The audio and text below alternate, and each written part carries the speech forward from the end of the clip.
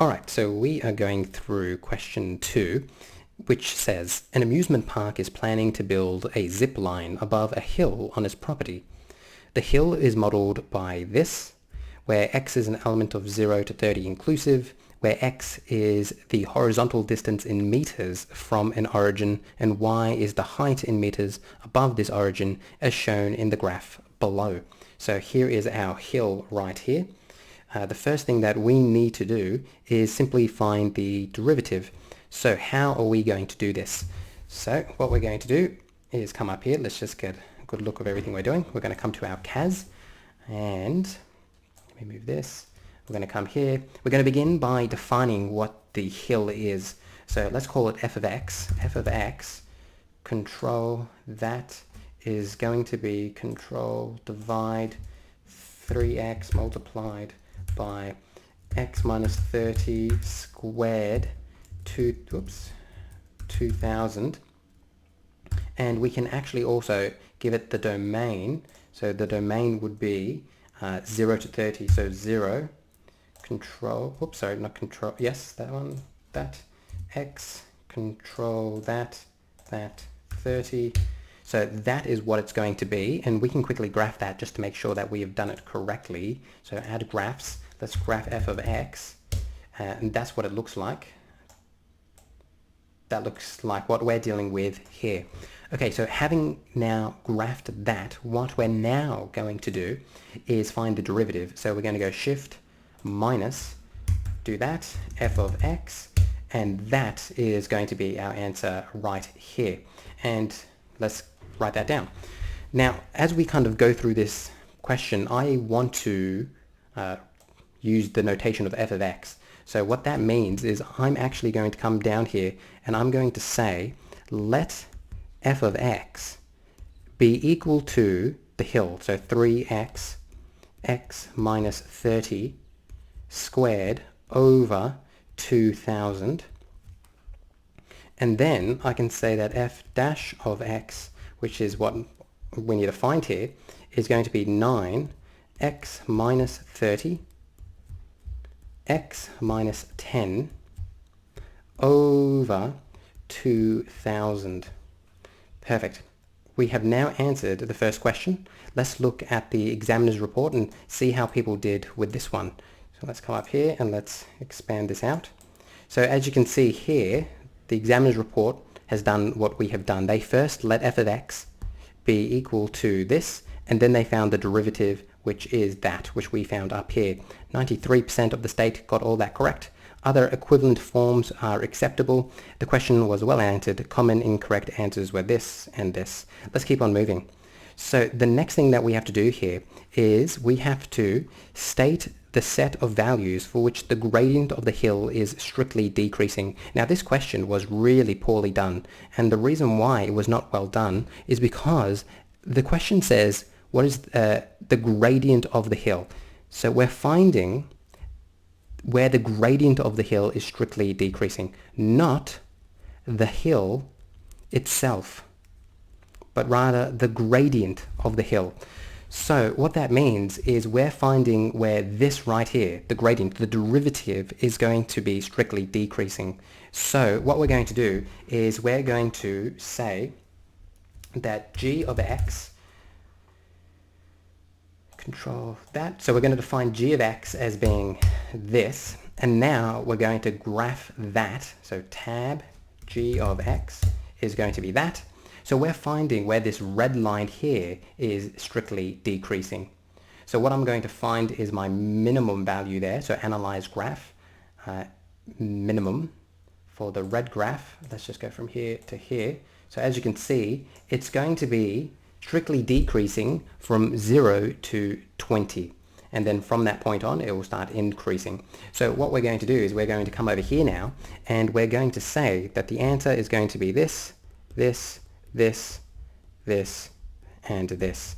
Let's now look at the examiner's report here, and you can see that this is our answer.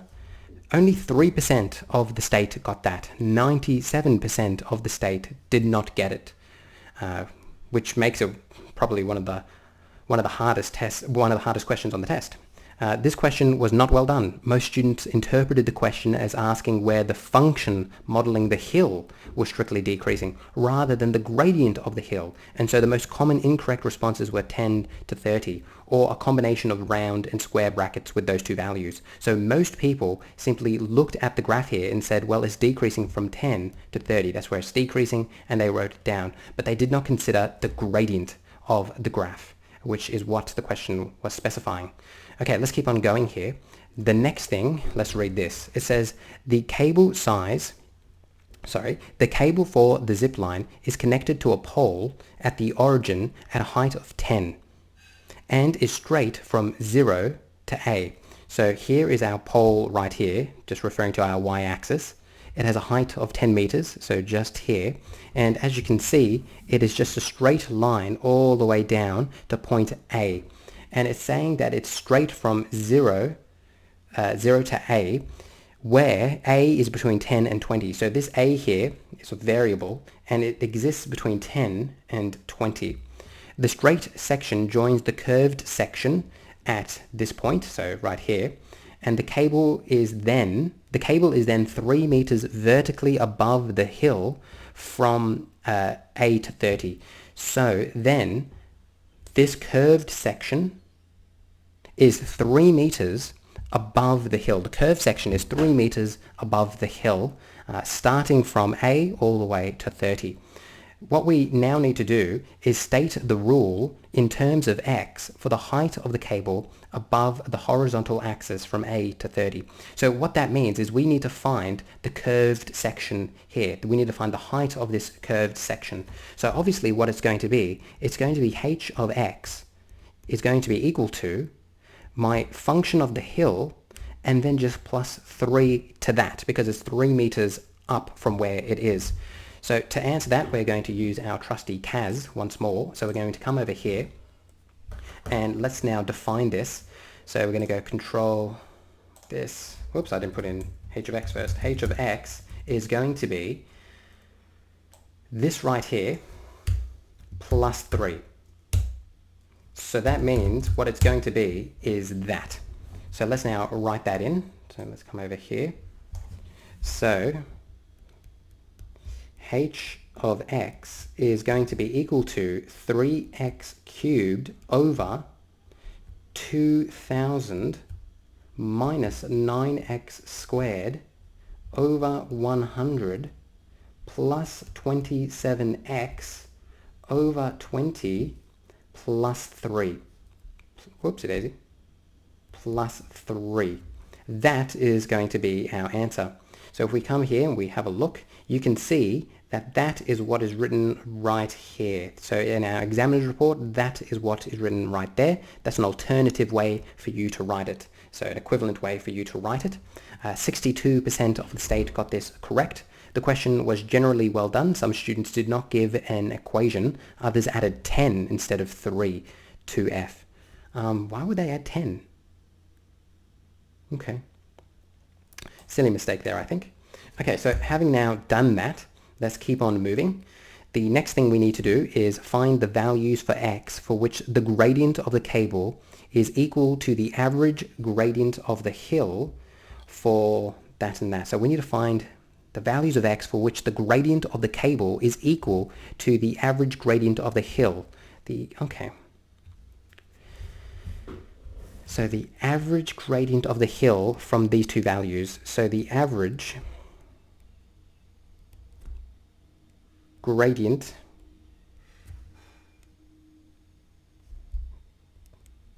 of hill.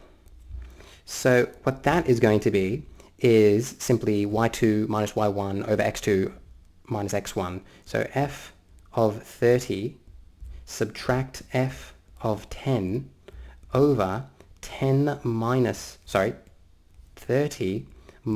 10. So what is that going to be? We come over here and we can say that that is going to be control that f of 30 minus f of 10, and then this will be 30 minus 10.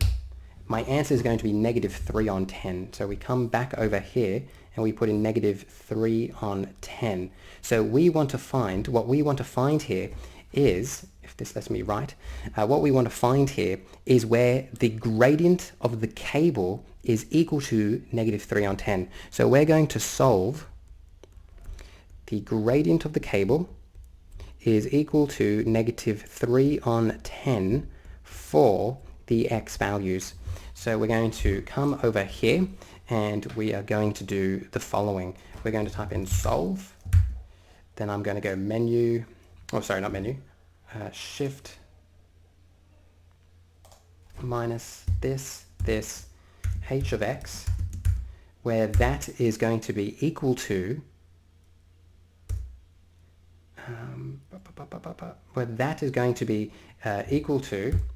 negative control divided by 3 on 10, and I'm solving that for my x values. Okay, so that's what we're going to get.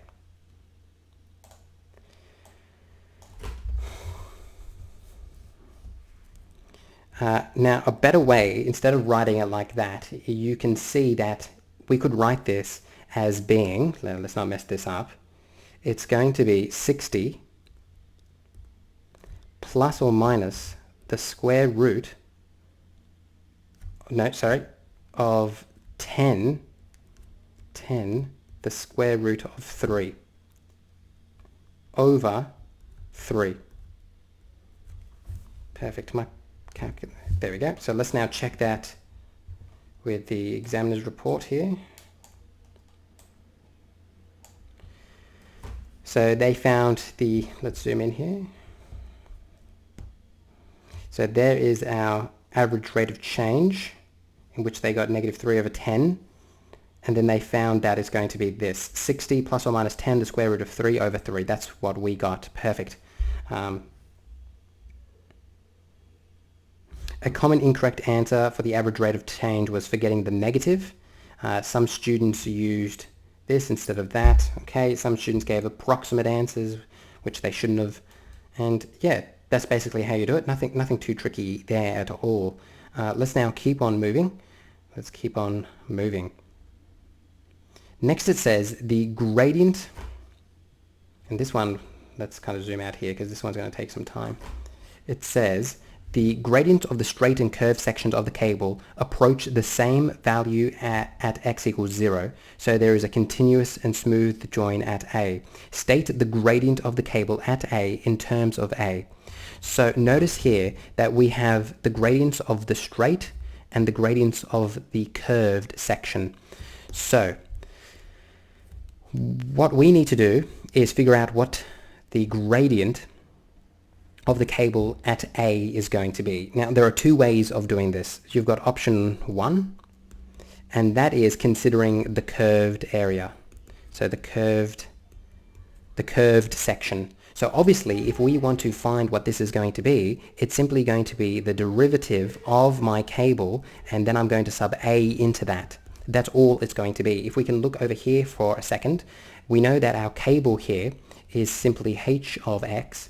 So if we want to find the derivative or the gradient at this point right here, what it's simply going to be is h dash of a. That's all we have to do there. To do that, we just come to our CAS calculator and type that in. So we're finding the derivative at a point, menu, calculus, derivative at a point. The point is A, we go OK, it's going to be h of x, and our answer is going to be that right there. So let's put that in as our answer. So it's going to be 9a squared over 2000 minus 9a over 50 plus 27 over 20. Now, there's another way we could approach that. If you wanted to, you could leave it there. Well, I think that's the easiest way to do it, and you'd be wise just to leave it there and keep on going. But I just want to show you another way you could do this now. So let's go all. Instead of looking at the curved section, what you could instead do is look at the straight section. So this is option 2, in which we're considering the straight section of our cable. So if we look over here for a moment, we're now going to be considering this part right here. And obviously this is going to have the same gradient all the way down to A. So if we can merely find what the gradient of this is going to be, we're going to find the gradient at that section right there.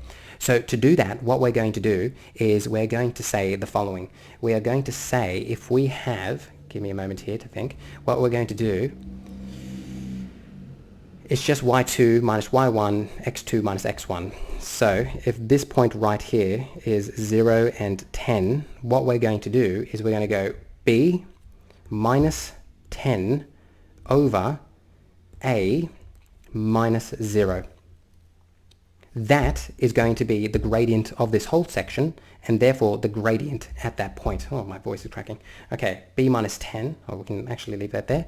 b minus 10 over, and we can just say it as a because we're just subtracting 0 there. Now note the fact that it says we have to answer in terms of a, just a. So that means we need to get rid of this b. In order to get rid of this b, instead of writing b there, we can simply call this h of a. That's because if we come back to our graph here for a moment, because a is on my curve here, obviously if I go h of a, it's just going to be what my b is going to be. All right. We can't leave our answer like that. If you were going to answer this way, you would then have to come over here, go control divide h of a minus 10 of a. That's going to be your answer right there. That's kind of ugly. Let's go expand. Take that. That's, in my opinion, a bit nicer. So that means another way you could answer this is you could say that it's going to be 3a squared over 2000 minus 9a over 100 minus 7 over a plus 27 over 20. So that right there is the gradient of the cable at A. Let's now look at the examiner's report and see how people did with this question. So overall, not that great. Let me just put an equal sign here. As you can see, let's zoom in here, only 52% of the state got the full 1 mark here. You can see that it's got different options as well. You got this, which corresponds to this one up here, and then you've also got the one in which you're considering the straight area, and in which you're getting this, which corresponds to that right there. So either of those would be acceptable. Obviously don't do both. That would be wasting your time. Just do one and keep on going. Common incorrect answers with that. Okay, some students messed that up. Oh, they put in F of A. Oh, poor kids. Other students wrote this. Okay, all right. Find the coordinates of... Oh, wait. Let's go back here. Oh, so some students wrote this. The answer had to be in terms of A, but, so they didn't consider that. Not reading the question. All right, let's come here. We've only got 2 more questions to go. Man, this wouldn't take longer if you're actually doing the exam because you wouldn't have to do so much explaining. Find the coordinates of A with each value correct to 2 decimal place. Find the coordinates of A with each value correct to 2 decimal places. Okay, so the way that we're going to do this is, how are we going to do this? If we come and look at our graph here for a moment, what we're going to do is we're going to say, where is this equal to this? And then we're going to solve for A, and that will give us that point right there. So we're solving them for each other in hopes of finding what A is going to be, and it is going to work. So we're going to set them both equal to each other and then solve for A. So let's now do that. Let's come here. And this is where we've done both options here, option 1 and option 2. If you only did this option, you would actually have to do this option over here to find what the gradient of the straight one is going to be in order to answer it. So there's actually no escaping doing this.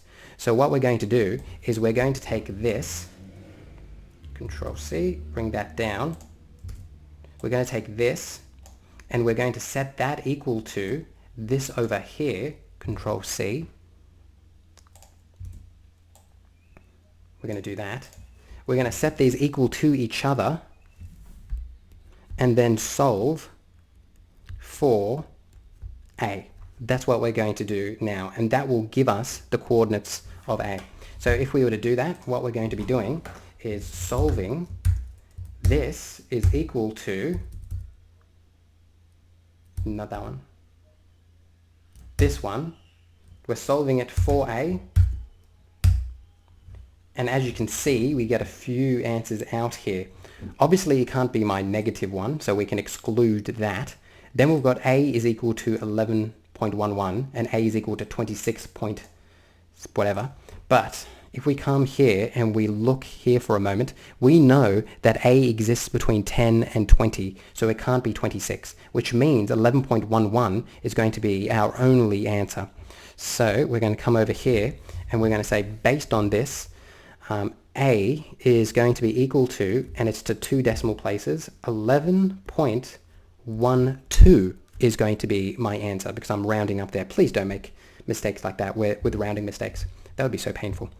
Okay, so now that we've found that, we now need to find h of A.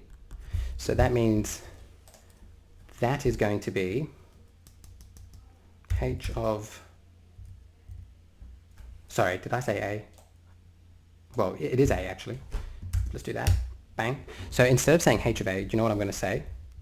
Just to make this a bit clearer, we're going to find B, which is going to be h of 11.12, which is going to be equal to 8.94607. When we round that, that's going to be 8.95. All right. Oof. And I don't know how pedantic they're going to be here. Let's just do this. Let's move this for a second. Let's say that this is 11.57. Okay. So my coordinates of A are going to be 11.12 and 8.95. Oh boy, all right, we're nearly there, we're nearly there. Let's now look at the examiner's report and see how people did with this. So we've got this right here. And as you can see, what they did is they said that equal to that, and then they just solved for that, correct to 2 decimal places. Many students did not equate the correct expressions. Some students found the value of A, but not the value of B. Other students rounded their answer incorrectly. Oh, don't be one of those students who can't round. Okay, next, final thing is we need to find the value of the gradient at A correct to 1 decimal place. Find the value of the gradient at A correct to 1 decimal place. So what that's going to mean is pretty simple here. We're just going to go h dash of 11.1 dot dot dot, whatever it was there. So we're going to go here. I'm just going to copy this, Control C. Then I'm going to come here, menu, calculus, derivative at a point, at this point right here, and it's in regards to this. So my derivative at that point is going to be negative 0.094811. We want it to 1 decimal place. Okay. Orgadooks. That's going to be negative 0.1. And that's it. That's correct to 1 decimal place. We have done it. That is 1 mark right there. Let's look at the examiner's report and see what they did. So as you can see, we've got that, which is equal to that, correct to 1 decimal place. Some students obtained the correct value of A in question 211. The students who obtained the correct value in 211 were generally successful with this. And you got 20% who did this correctly. You got 15% who did this correctly. Okay. That's it. That takes us through everything right there. Hopefully you found this helpful. How long has this video gone on for? Nearly 25 minutes. Obviously you'd need to work a lot quicker in the exam, but these videos aren't intended to be a speed test. They're really kind of going through things slowly and making sure you understand it. And with all that being said, I will say goodbye. I'll see you in the next video.